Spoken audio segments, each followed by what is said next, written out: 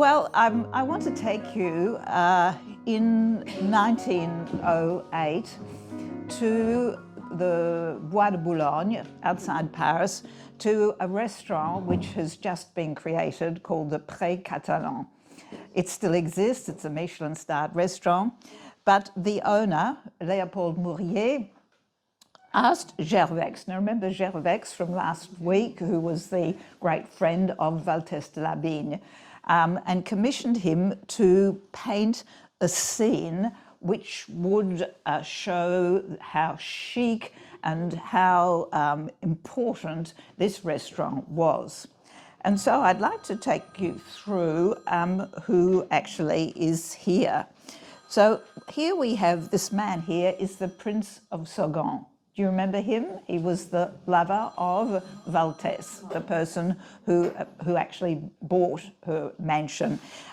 Here we have, remember, the American heiress Anna Gould, right, from England. Over here, so in other words, you've got the sort of aristocracy and wealth.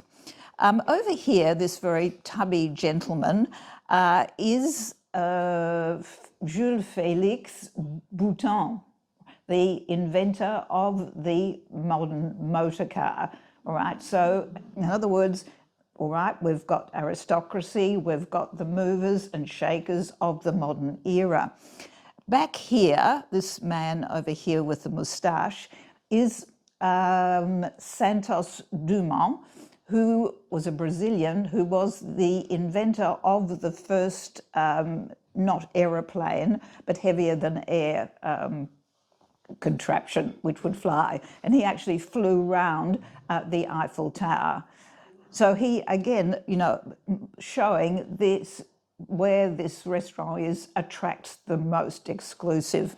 And over here, we have someone even more exclusive. This is the Countess and the Count Gruffull, who she was the most great beauty of the Faubourg Saint-Germain. That is the exclusive, you know, absolute upper cream of everything. And she was the person who had that salon. And she appears in Proust's À la recherche du temps perdu as the Countess of Guermantes. Why am I telling you all this? Because we have the cream of the cream, but who is in the center of this, and absolutely the center of all attention, and it is none other than Liane de Pougy, who was the great courtesan and whom we are going to investigate today. So there she is. She's shown, the only person actually looking out at us, posing for us in her signature very large hat. Now, who was she? She was a dancer, she was an actress, she was the most highly paid courtesan of the time. She's now a generation after Valtesse, about 20 years after Valtesse. She's taken over that niche. She's also a novelist. She publishes 7 or 8 novels and a play, and is considered the arbiter of fashion, in fact, a monument of Paris. She also will become a princess and will end up being a nun. So it makes our lives look relatively... Sitting here in Grattan New Street, you sort of think, what the heck? Right. All right, so this is the lady we are dealing with. Now, she was born outside, well, 20 kilometers from Paris in the Sarthe, Marie Chassaigne. And you will notice in the 3 people we've been investigating that they die later and later, all right? So first of all, with Cora, was late 50s. Valtesse died at 62, even though she said it was 48. And she will die at 81, which obviously shows, you know, it's good to be a nun, all right? So she came from a relatively middle-class family, I mean sort of lower middle class, and was sent to live in and be educated in a convent. And this is actually really quite important, the way it was important for Coco Chanel, the fact that she was educated in a convent and she ends up with black and white. I wasn't educated in a convent, by the way. All right. She manages, even at the age of 16, despite the convent, to become pregnant to a naval officer and marries him and runs off with him. Now, already she's showing an interesting side of her character. This is, she'll have an affair while her husband is out at sea. He comes back and finds them in bed and shoots her. And she ends up with, quite a bad, he's obviously a bad shot, and misses and gets her in the wrist. So she then decides, by the way, they also have a son who will be of interest to us at the end of the lecture. He becomes quite famous in his own right. Now, she packs everything up. She has a piano, she sells it, and will move to Paris. The relationship she had been in with Pourpre was quite a violent one. She sustained a number of bruises and scars, which she would have on her body. So it was a good thing that she moved out. However, the son is packed off. She abandons him to the father. The father doesn't want him and sends him off to live with his parents in Suez, because the family were military people in Egypt. And that's actually quite important for the life of this son, who will become a famous aviator. Now, she arrives in Paris, where now we've gone the gamut of the Second Empire, right, with Napoleon III, that transition period when there's the collapse of the Second Empire, the beginning of the Third Republic. We're now going towards what will be the sort of suicide of Europe in the trenches of the First World War. So there's already, 1900, 1910, there's this sense of unease, there's a sense of everything being different, turned upside down, modernism, speed, literally in the air, speed on the roads, but speed in all relationships. It became the old categories of, an honest woman at home and a woman on the street was becoming blurred because of the development of the great shops, Bon Marché, Printemps, and so on, where you could buy dresses that looked as though they had been made by Wirt and so on. So it became visually difficult. Also, you have sort of a frenzy of nightclubs and theatres, and the development, as you'll see here, which was painted by Béraud. He's the great painter of this Belle Epoque. There's everything. There were hundreds of cabarets and music halls and theatres. There was this sense of entertainment, of rushing around, but also there was blurring now in sexuality as well, and that's really what we're going to see. And in particular with Liane de Pougy, she was basically what we would now call lesbian, even though that term did not exist at the time. All right, so she's going to rise to the top of the demi-monde, even though her preference is elsewhere. And you're going to find that this is reiterated throughout all of the great horizontals, who we will be looking at today, as well as performers on the outer boulevards. So she arrives then in Paris. She will write an autobiography, but she, of course, doesn't talk about those very early days when she probably would have worked independently on the streets. But she manages to be seen, probably in one of the dance halls, and manages to get a part dancing at the Folies Bergère. All right, now she wouldn't have looked like this. She wouldn't have had a poster. She wasn't even called Liane de Pougy at this stage. So that's when she gets her break. She will get enough money. She's also a very shrewd bookkeeper who will be extraordinarily wealthy at the end of her life. In fact, so wealthy she actually can keep the prince who she marries, who's penniless.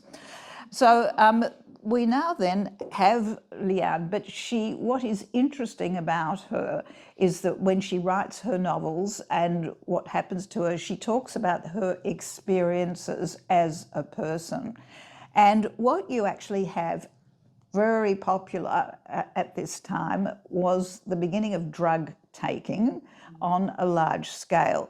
And this was facilitated by the fact that tonics that you gave to children to stop them crying or soothe them having teeth was readily available. You know, this was advertised in the newspapers. Now, this one is in English, and this is the wine of coca. This is the origins of Coca-Cola, where you actually had, I think it was 6 milligrams of cocaine with an ounce of Bordeaux, all right? And this gave you a bit of a zip, and it was marketed as a tonic, and it was considered so good that Pope Leo XIII was someone who actually told the clergy and told his other people, this is what you need in the morning, all right? So we actually had those Dominicans zipping around, and so this was, but it had the unfortunate side that you could, of course, get addicted to it. And this, in many ways, is going to happen to Liane on at least Anne-Marie at this stage, on a minor way. I just wanted to show you that taking drugs now was a fashionable thing to do. And it was a whole sort of category of people who were called morphomaniacs or something. And look, here she is. I mean, if I could look that good taking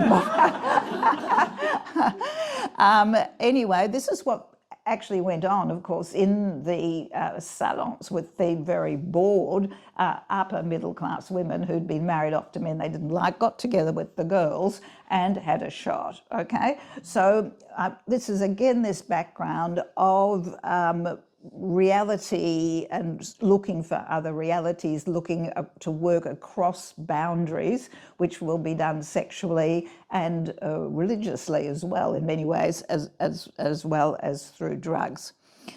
Now, she makes enough money to rent. She's an apartment near the Parc Monceau, a third floor apartment with another courtesan, and manages to always go out into the Parc Monceau and will meet, who would you expect, but Valtesse de la Bigne.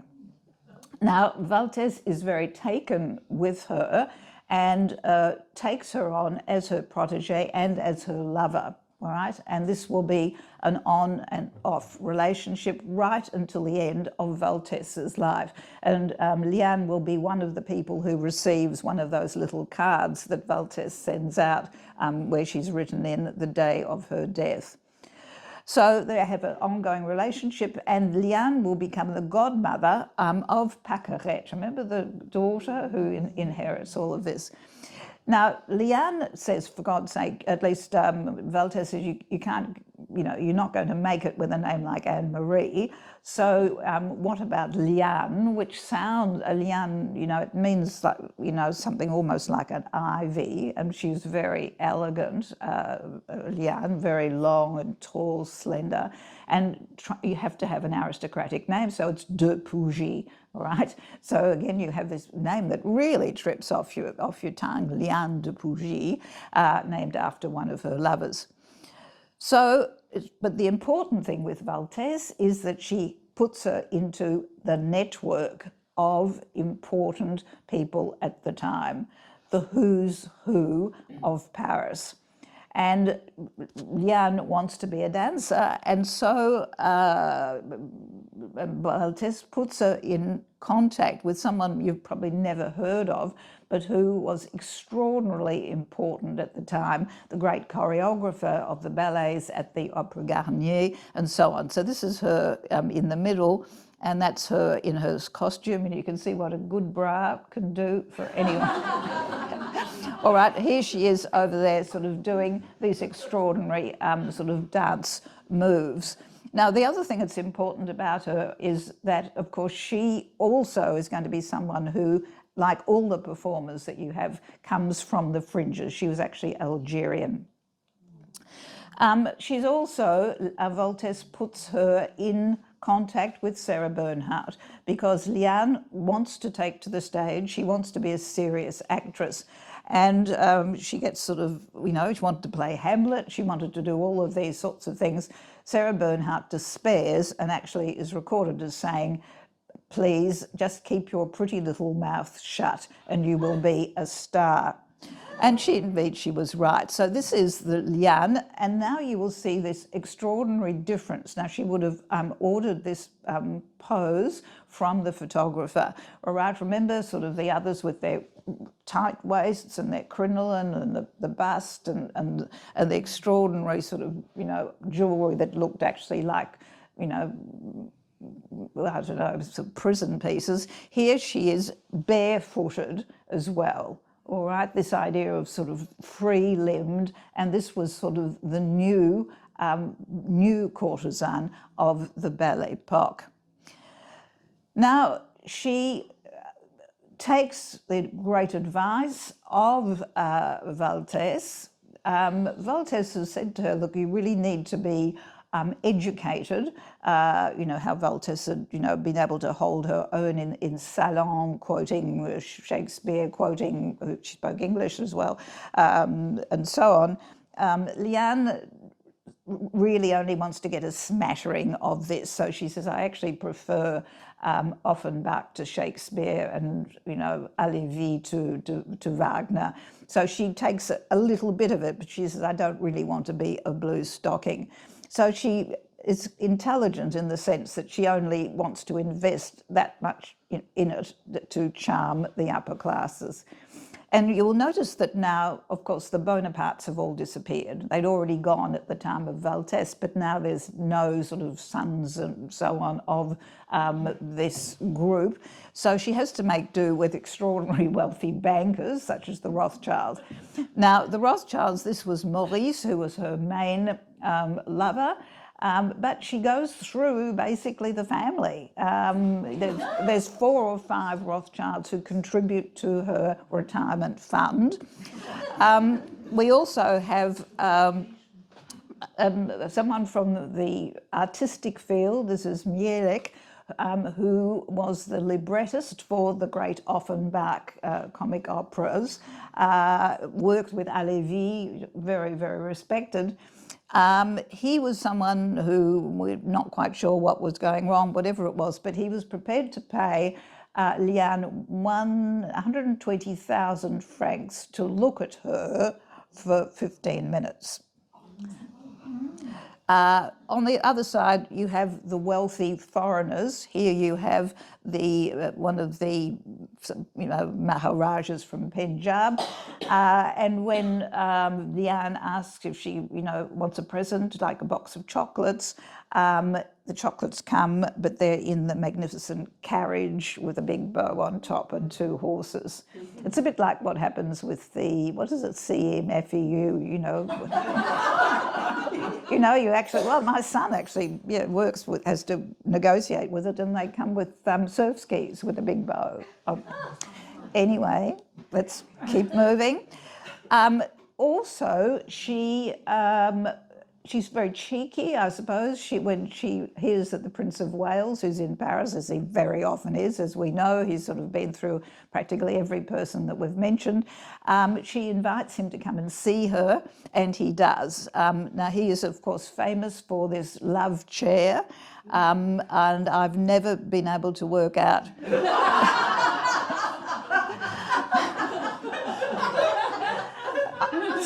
Seriously? I mean, anyway, I'll leave that to you. You can always Google it and spend hours. I mean, I did Google it, and people had sort of stick figures, and they're standing and they're lying. Yeah. Anyway, all right. That's how he spent his spare time. But also, she was the lover of Lord Carnarvon, who, as you can see here, is posing as the great Egyptologist. Of course, everybody else did all the work, but he sort of financed it. And he was the one who was responsible for the discovery of Tutankhamun's tomb. All right, so, and he is the one who is going to give her these, what are going to be her trademark jewels, which we strings and strings and strings of pearls, as you can see here. Now, they were stolen, and she looked a bit sort of upset, so he bought her another set, but even longer. Now, by this time, as I said, there's a proliferation of newspapers, really hundreds of them, and literacy has developed. So everyone reads about what is happening to Liane de Pougy, and she features for her thefts. She has a few accidents with her carriages, but also for her suicide attempts. She manages to take just enough laudanum to collapse. Look, I'm being very cynical. She never actually, she always collapses beautifully and is taken back, and it all appears in the papers. Now, she by now had become so famous that, Maxime's, which is the restaurant of the upper crust, as she walked in, there would be applause as she walked in. And she was basically considered, it said, she is to the demi-monde what Sarah Bernhardt is to theatre and the Rothschilds to the bank. So this is fame and also recognition of the role of courtesans in 19th or early 20th century France, all right? It's not something to be ashamed of or anything like that. You are the star, the epitome of La Parisienne, sort of really the advertising of France. And she's going to play it very well. She markets herself as being a bit sort of kinky as well, but also the sort of really respectable upper class woman. Here you see with the umbrella and the gloves and all the rest of it. Now, by now you've got a number of inventions. We've seen already the cars and the planes, but also there is this chromolithography, the development of the posters, this very cheap way of printing in colour. And you would be aware of the posters of Chéret, of Toulouse-Lautrec, of Mucha, all of these people. And these would be displayed on these Morris columns. Now, they had been erected on the great boulevards by Napoleon III, and some of them even turned. And so her face would be advertised. It wasn't, you didn't have to know her to know about Liane de Pougy. She now was the face of Paris. And the other place where they were advertised were the pissoirs.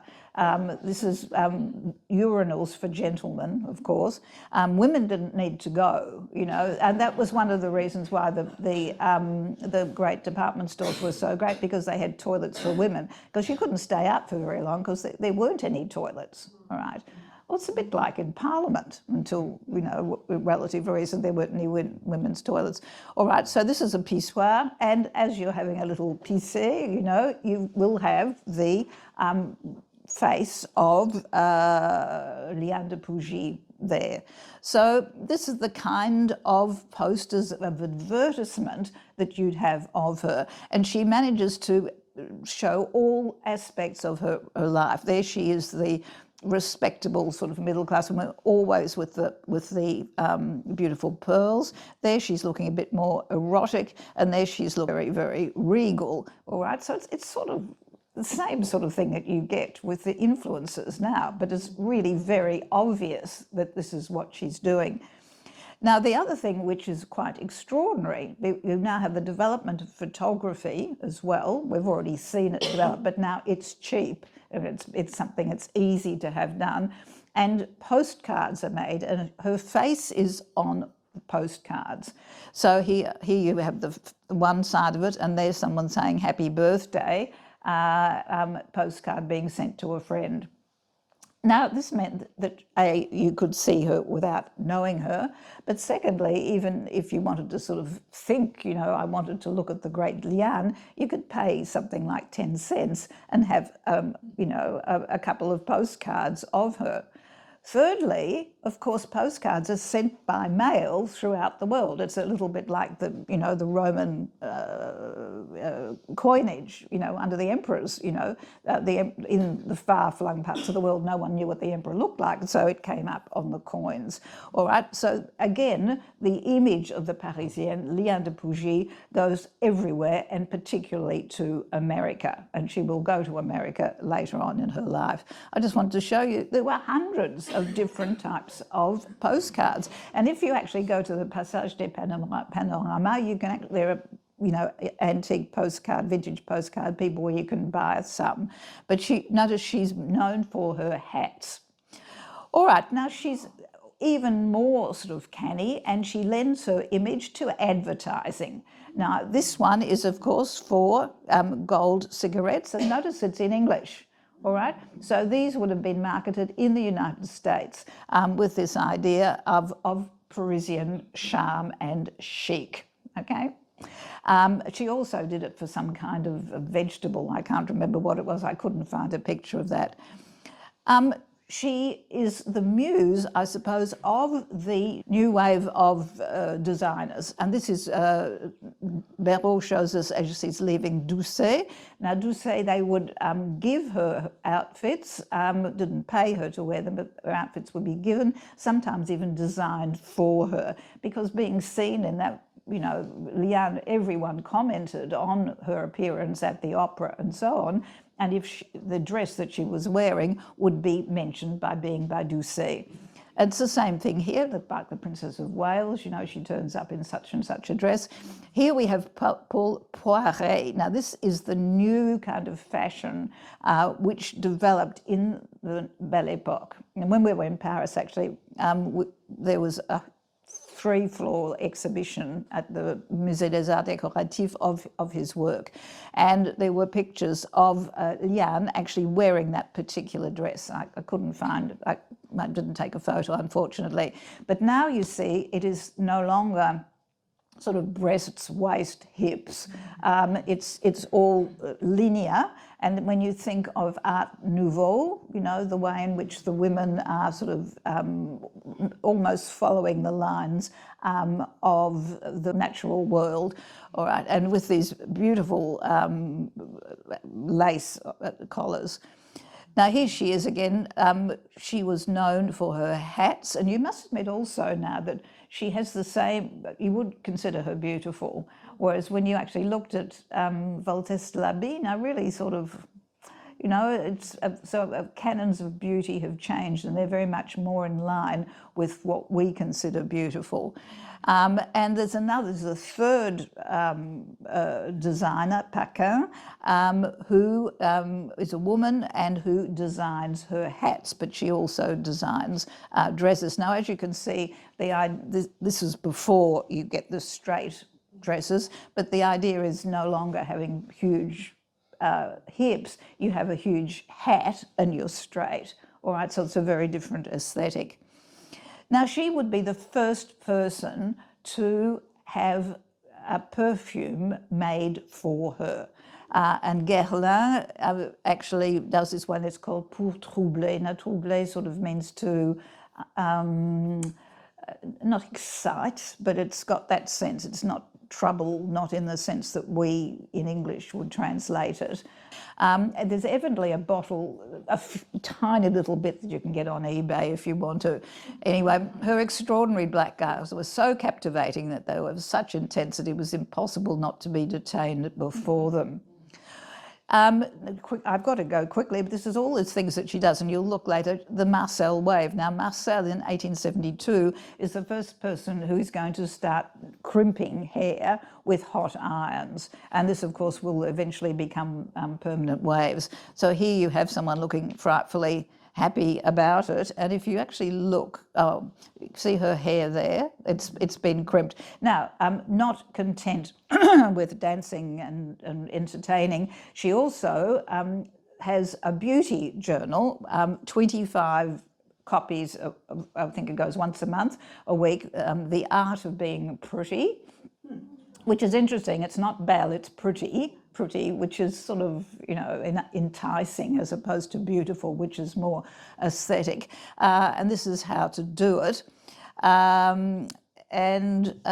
This is, there she sort of, again, has pictures of herself on the cover.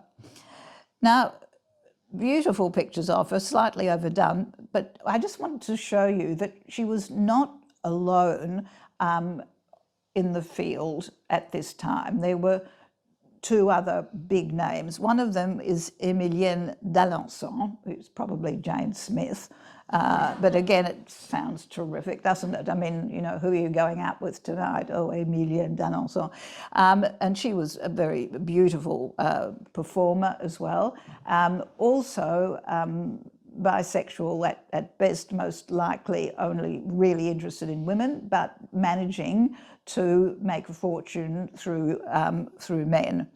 Now, the other one is the beautiful Otero, who was a Spanish beauty, fiery-tempered, who was a shocker because she used to appear on stage with a black cape, and then at the end she would open the cape and there she would be not naked but in a body stocking. All right, and obviously some kind of corset as well. Now, she actually managed to live until she's 91. So as you can see, medicine and contraception, all the rest of it has obviously gone a long way. And here she is going to be the face of the new motor car. So here we have them. They all appear at the Folies Bergère. All right, so here we have Emilienne, Belle Otero, Liane, and another one, Cléo de Mérode, who actually who said she was a performer, and she lived long enough, Cléo, to successfully sue Simone de Beauvoir, because Simone de Beauvoir, in her Second Sex, mentioned her as a courtesan. And she said, I never was a courtesan, and sued poor old Simone de Beauvoir. Now, during this time, Liane is becoming more and more addicted to laudanum. Now, this is a step up from the Coca-Cola that you had there. And again, this is something which is easily bought. You can have it in a plain wrapper, and you can also get tasteless castor oil, as you can see. So this is very important because of the number. I think it was 6 suicide attempts. By now she is extraordinarily wealthy, and this is a turning point, I suppose, in her life. She's living in the Rue de Neva, appears in all her glory at the Folies Bergère, not on stage, and is noticed by a woman from America, Nathalie Clifford Barney. Now, Nathalie was the daughter of the Barneys, extraordinarily wealthy family, who was openly lesbian at the time, and the parents sort of thought, well, what are we going to do about it? We'll get her engaged, and they engaged her to one of the Cassatt, like Mary Cassatt, the Impressionist, one of that family, and sent her off to Paris. Now, of course, it was the worst thing you could possibly do. Anyway, we'll talk about her in a moment. She saw Liane and thought she was wonderful, and then sent her a bunch of flowers, which were dark purple orchids. And of course, in the language of flowers, as Jen knows, dark orchids mean intense passion, elegance, and what was the other thing? Impatience. All of those things. Liane is taken by them and wears one on the Champs-Élysées. which emboldens Nathalie, who turns up the next night knocking at the door, dressed up as a medieval page and says, "I am the page of love." All right? And Liane is taken in by this. It's a bit corny, but she's taken in, and they start a passionate affair, which will last on and off for a year, but they will continue to sort of exchange letters, but in the end it sort of fizzles out. And one of the reasons it fizzles out is that Nathalie Clifford Barney is non-monogamous. She always has a number of women she's having relationships with, and breaks the heart of a number of people. Now, you'd think this would be odd for Liane, but she tries to reform Liane. She says to Liane, "You can't be being a courtesan, you've got to sort of be part of this circle." And Liane, of course, is shrewd enough to know she doesn't have a fortune behind her, as Barney does. She needs to earn her living. So they break up. She doesn't want to be rescued from being a courtesan. Now, Nathalie Clifford Barney, she actually you can see how wealthy Liane is at this time, at about 1889. She sends this beautiful Lalique anklet with moonstones, because she calls Nathalie Moonbeam because of her hair. So you've got diamonds and you've got bats, and also a moonstone ring with bats. And bats, evidently, I've looked this up, and it's worth coming to these lectures, because I bet you didn't know that bats are bisexual, but even more homosexual. So this is one of the symbols during the Belle Epoque, was the bat. Okay, so Nathalie Clifford Barney actually is very important. She's actually going to be, it's now known as Lesbos on the Seine. She actually brings together all of the left bank lesbian group. And they, in Rue Visconti, she buys a house, which has a little temple in the backyard. It was probably a Masonic temple. And there she puts on these happenings on a Friday night, cucumber sandwiches, and often 50 to 60 people. She has a long-standing affair with Romain Brooks, who is a painter, then with René Vivienne, a writer, breaks both of their hearts. They all have very difficult relationships with her, because she's also having it off with Elisabeth de Gramont and all other people on the side.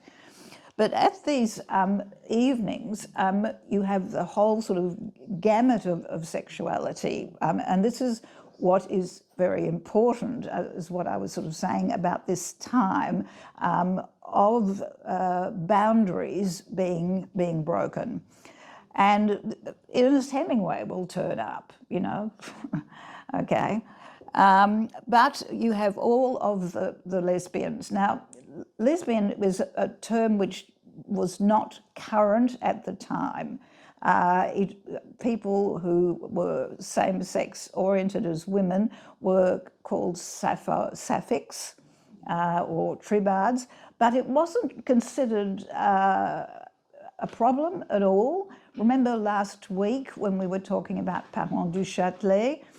He had defined the fact that one of the things that you could recognise about a prostitute was that possibly they were what we would now call lesbian. And so if if a middle-class husband found that his wife was more interested in women, he would probably send her to a sanatorium or to a doctor rather than to prison, all right? Whereas in England, of course, it was something which was a criminal offence, which is particularly for men, which is why Oscar Wilde comes to Paris. So it's later that you will actually get lesbian, coming from Lesbos, the island of Sappho. So here you have this group. You've got these very, very influential people. This is Sylvia Breach, that's right, who starts up Shakespeare and Company. Here you have, remember we were talking about the Duc de Morny, who was the lover of it. This is the Duc de Morny's daughter, who is called Missy or Max. And she also was the lover of Colette. All right, here we have Gertrude Stein, of course, you know, the great literary person. And here we have the niece of Oscar Wilde, Dolly Wilde. And then you have the openly male sexual people. Here's André Gide here. We had to study André Gide, you know, when I was at university. No one told us that all of his intense problems were because of his homosexuality. I remember asking, and the lecturer said, oh, it was because he was a Protestant. so anyway, and here we have, of course, Jean Cocteau, right? Sort of the great, you know, we're now looking at the Ballet Russe. So all of that creative, very creative area is what we would now call a queer culture. All right, there was the whole gamut of people interacting. Now, Liane de Pougy will write a book called Idylle Sapphic, you know, Sapphic Love, okay? And Nathalie Barney will contribute a chapter to it. And it was published in France. Now, it could not have been published in England or in America.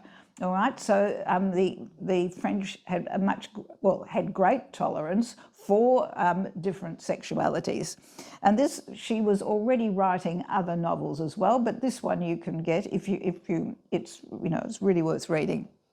Now, other spectacular sort of homosexual people or great dandies were Robert de Montesquieu, who appears in, as I think it's Charlus, in À la recherche du temps perdu, and also, who would be at those things, would be the lover of Marcel Proust, Reynaldo Hahn, who was the great musician. And that didn't stop Liane. Liane actually managed to seduce him, which I think is quite, you know, not for nothing, yes.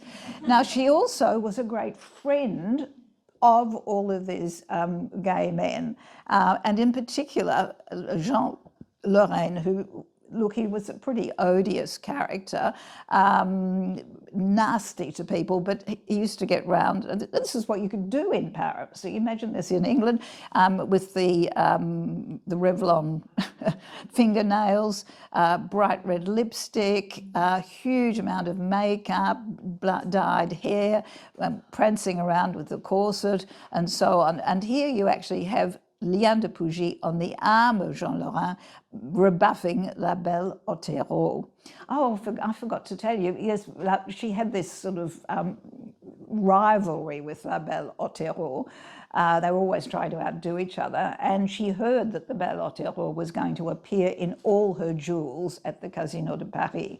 So what Liane did was, so in sweeps the Belle Otero, clanking with diamonds, and in comes Liane with this simple white dress with one strand of pearls, and everyone thought, what class? But behind her comes her maid, staggering under a big box of jewels.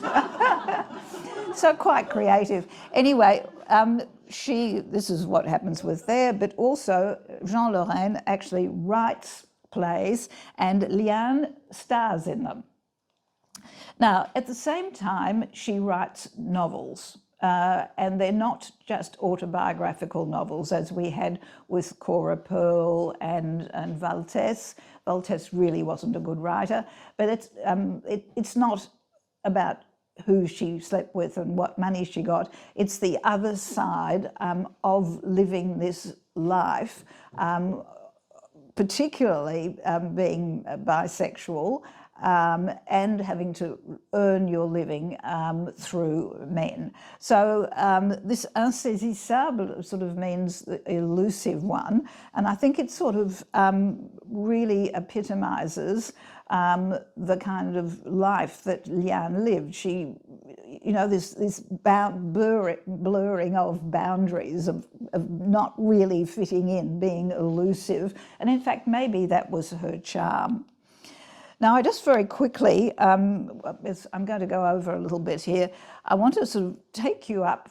We've looked at the high-class performers, visually high-class performers of the inner boulevards, who were the actresses. Sarah Bernhardt was also bisexual. And I want now to go to the outer boulevards to see how women who make it on their own also mainly are bisexual, if not lesbian, and how all of this is extraordinarily not just accepted, but very much part of the chic of Paris. And this is what people came to see in Paris, all right, this edginess. All right. So the Moulin Rouge, I'm just giving you that one. There were hundreds of others. There were these cabarets, one which was the Cabaret of Hell, which, you know, had the mouth of hell on the outside and a devil let you go in, and the drinks were called, you know, Absolution, or when you have two purgatories, and you know, this sort of thing. There was also the Cabaret of the Afterlife, where you went in and there were angels flitting, everyone's dressed up as angels, and they had some kind of strange collage with bodies disintegrating, and you sat on coffins. You know, it was all very sort of very strange, very much having a real dig at religion, right? So I want to just very quickly go through this. Some of you know this. Louise Weber, of course, was known as La Goulue. She was the woman who introduced the can-can, all right, the high kick. This was amazing. Here she's actually wearing underpants, but one of the attraction was that they didn't wear underpants, and everyone sat in the front row and had a look. So, and this is what of course, the bourgeoisie would come up and look at. And you'd even get the society women coming up, and the next day they'd be in their salon saying, well, last night, or even trying to do the dance themselves. So this is La Goulue. She's called the greedy one because she used to go around drinking out of people's glasses, made a lot of money, but she ended up getting quite fat. And could no longer really dance the can-can, and ended up in a horrible old caravan with a few mangy dogs, and was, in 1926, this photo was taken of her where she was trying to say, look, I was the great Goulue, lifting up her skirts. But she was in a lesbian relationship, and Toulouse-Lautrec in particular shows this. Now, what all of the performers shown by Toulouse-Lautrec are all lesbians, every single one of them. So here you actually have La Goulue coming in with her girlfriend, who is called La Mon Fromage, the cheesy chick. Everybody, so you can see that the names that you get when you're on the outer boulevards are not Emilienne Liane de Pougy, it's, you know, the cheesy chick, you know, but they're all called Jane Smith. All right, and here she is with, this woman seems to appear all the time. I'm not sure whether she was security or what she is, but also Jeanne Avril. Now, you would all know Jeanne Avril, you know, the other great can-can dancer, also bisexual, most probably totally lesbian, but a very introverted character. We don't know very much about her, and captured perfectly there by Toulouse-Lautrec. All right, she's quite a sophisticated woman.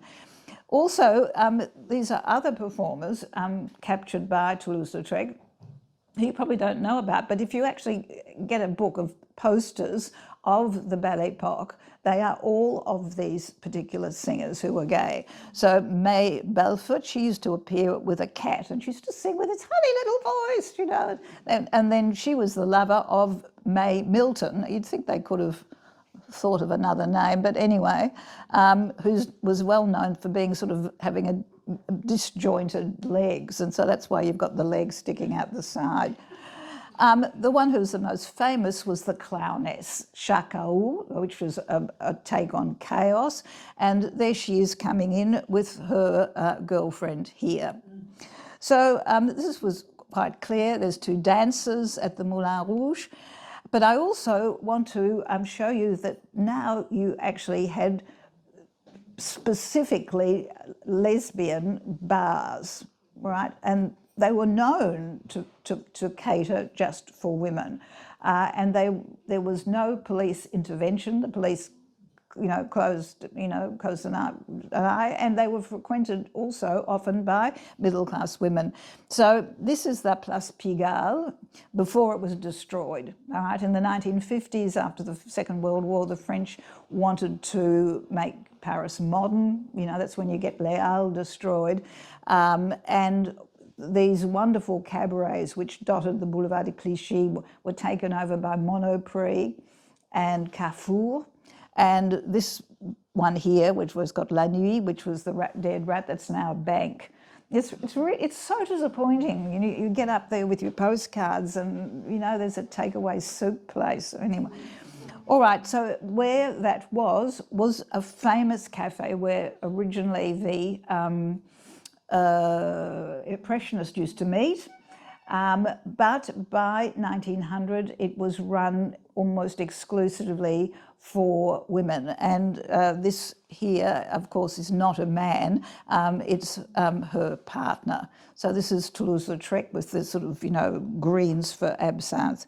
And there was another very famous same-sex bar, which was Le Anaton, which is a Beatle. The premises, and now you have they're so famous that they are mentioned in guidebooks to Paris, and particularly for Anglo-Saxons who want a little thrill. So here we have the premises are small and low ceilinged with red curtains on the windows in a style reminiscent of brasserie managed by women. However, this brasserie is managed even more so for women. It is very rare that anyone of the virile sex is to be seen within its walls, while these emasculated women eat in couples at the little tables and then share a cigarette before sharing even more. So this is the Grand Duke's tour in the Plaisir à Paris. I should have got an accent. And Amandine, this is the owner of this, and guess who she's hanging out with? Our friend Emilienne d'Alençon. All right, so you're getting the high flyers of the inner boulevards mixing with the high kickers of the outer boulevards.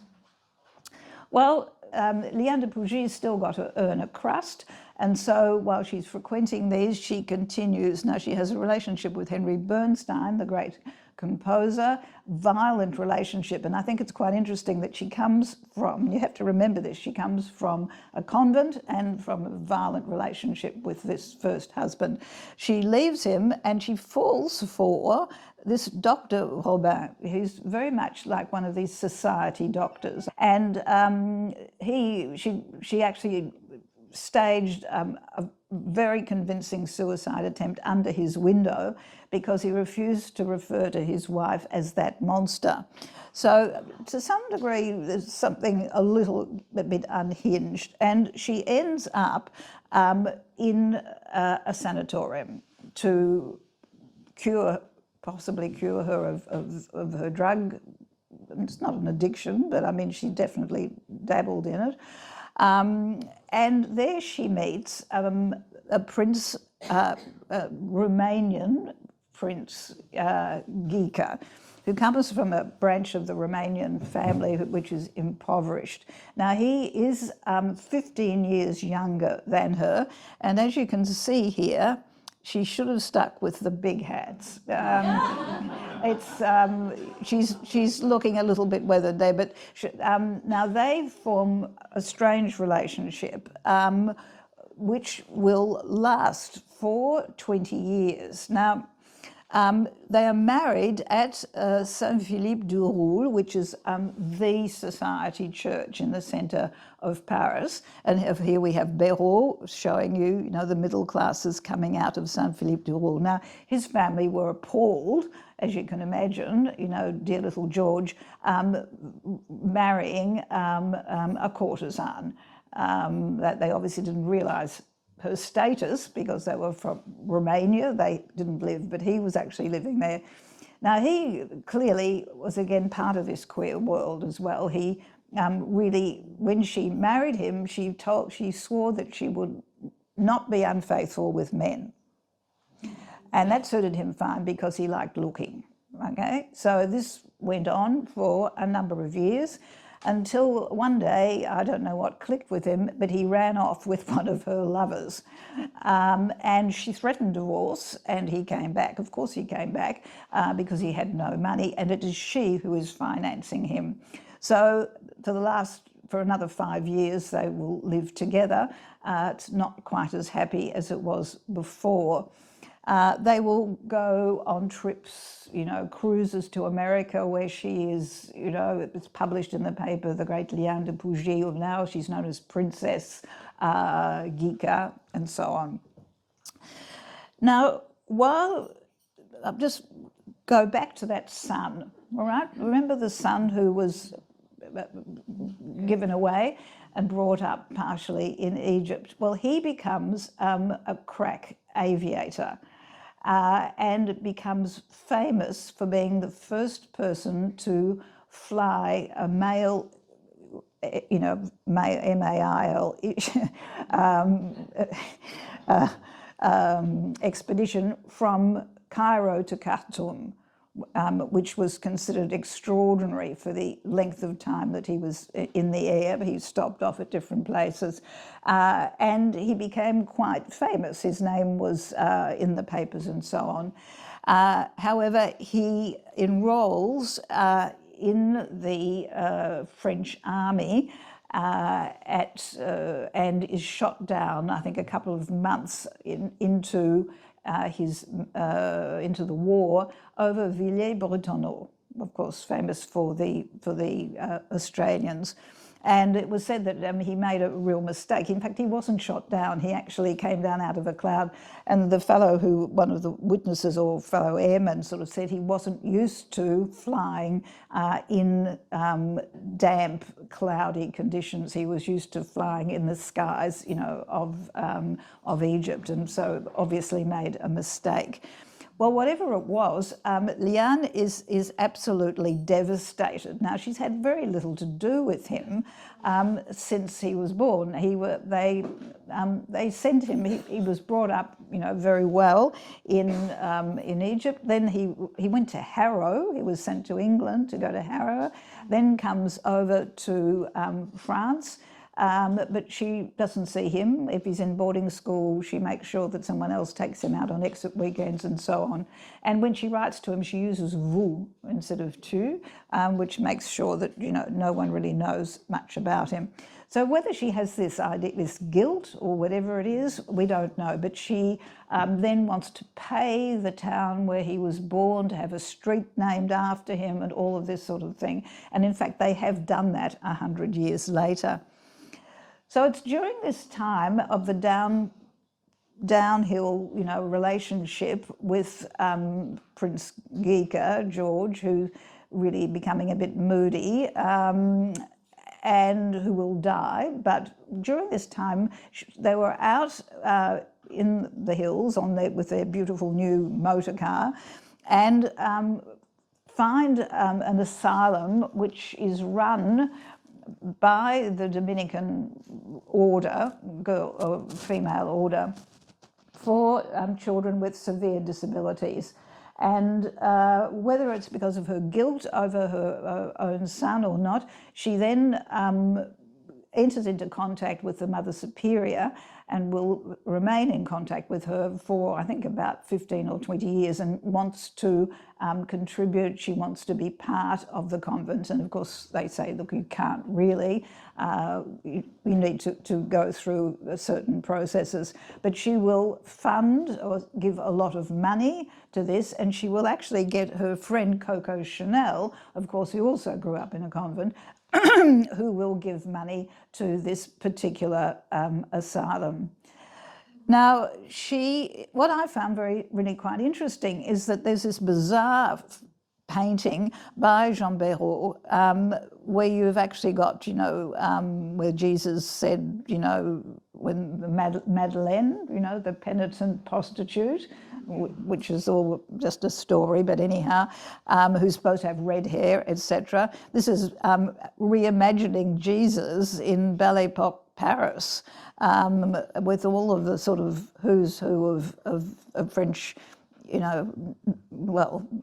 upper class, and there on the floor is Liane de Pougy. So she's modelling as the Madeleine, all right? So I think that's very interesting. Now, for 20 years, she will undertake instruction from a Dominican priest whom she had met, and from the Mother Superior. And she spends 20 years of her life becoming Sister Anne-Marie Madeleine de la Pénitence. All right, so she's gone back to her original name, Anne-Marie. Madeleine, of course, penitent prostitute, and penitence, if you hadn't got that already, it's double penitence. So what exactly was the penitence for? Was it because she committed adultery? Was it because she'd abandoned her child? Was it because she was a courtesan? Because she was bisexual? Because she was a drug addict? We don't really know. However, during this time, she writes a book called My Blue Notebooks. That's blue because it's written on blue paper. And she's encouraged by the Dominican priest to write all of this, and he will publish it, as we'll see, something like 20 years later. Now, it's supposed to be a sort of scorching view of what a courtesan's life was, but if you ask me, something's been edited by a Dominican priest. I don't know that you're going to get an awful lot of details in there.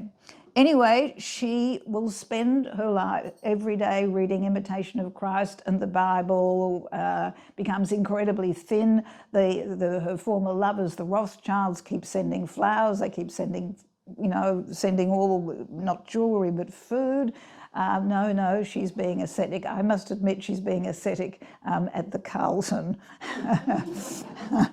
in Lausanne. And she wants to die. Now, I think this is very typical of her from being on the stage, being the most important person in Paris. She wants to die on Easter Sunday or Christmas Day. And almost makes it. She dies in the morning of the 26th of December and is asked from this convent, at least this asylum, that she be buried as Sister Anne-Marie. She's not a total nun, she's a tertiary, which means she hasn't actually taken the whole vows. She wants to be buried as Anne-Marie Madeleine de la Pénitence. And unfortunately, when I actually got to the gravestone, they've pulled a Swiftie and it says, "Here lies Anne-Marie Ghika," and it gives her birth date and the day she died. Pray for her. And underneath, you've got all of these sisters, Sister Elizabeth, Sister Raphael, and so on. And I think it's awfully ironic that after this extraordinary life that she has lived, being, a courtesan, an actress, a writer, the epitome of elegance and chic, she ends up with some plastic chrysanthemums on her grave. I mean, it really makes you think you've got to make the most of it while you can. So this then is this really quite extraordinary sort of life that she had lived, basically sort of cut off, I suppose, because I'm not a religious person, with those last 20 years stuck in a room reading the Bible. Perhaps she should have been actually out at the asylum actually doing something. But anyway, I want to then show you, this is Liane de Pougy, the intimate journal of Paris's most beautiful and notorious courtesan, and it says, "Father," this is evidently what she says to the father, what does it say? "Except for murder and robbery, I have done everything." I wish I could say that. Anyway, you can get this in English if you want. So there we have it. We have Liane de Pougy, the writer woman who did everything. We had Valtesse, who styled herself as a sort of pseudo-intellectual. And we had the good time girl. And I want to ask you all, who would you be? All right, well, thank you so much for coming.